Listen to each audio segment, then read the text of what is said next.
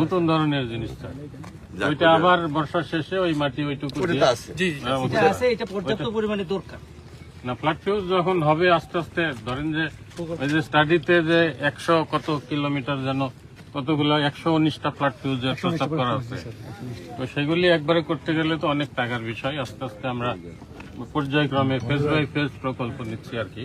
এটা তো প্রাথমিকভাবে এডিবির ফান্ডে এরপরে জিওবিতে প্রস্তাব আছে।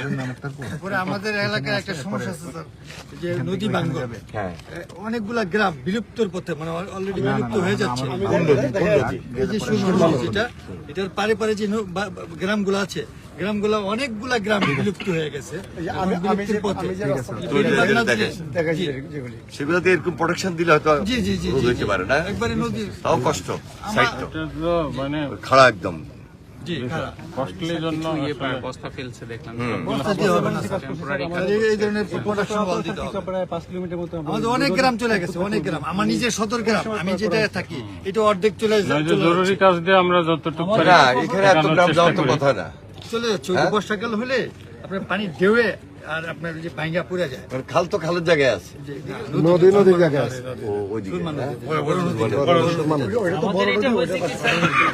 আমাদের এই ফসলটা যদি একবার সোনামুখী ফসল যদি একবার মানে লস হয়, তার মানে বাংলাদেশের উদ্যোগে 3 বছরের ভিতরে সে দাঁড়াইতে পারবে।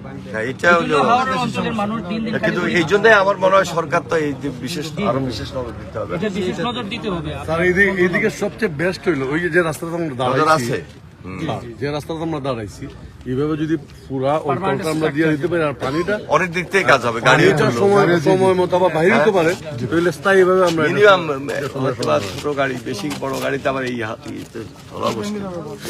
এইটা থেকে এইভাবে দেওয়ার থেকে আমার মনে হয় যদি আরসিসি করে সাবমার্জিবল করা যায়, এটা মনে আমার মনে হয় টেকসই এবং স্থায়ীভাবে আমরা তখন আরসিসি মনে করা যাবে না, আমরা যে জায়গা করার দরকার নেই এটা করবো না, কিন্তু জায়গা তো আরসিসি করতে গেলে পুরা পানি তো যাবে না, মানে এখানে তো পানি শোষে তো ফিল্টার ম্যাটেরিয়াল দিয়ে পানি পাস করার একটা ব্যবস্থা রাখতে হয়। তো নাহলে আমি বলতে পারো যে এটা আরো ডাবল করা যায় কিনা ভবিষ্যতে।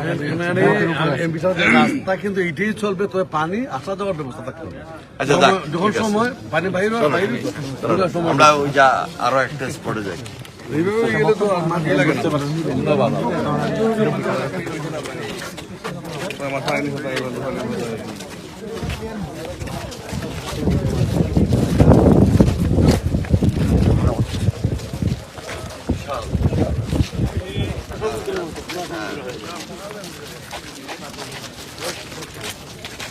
এখন নামাটা কষ্টকর না।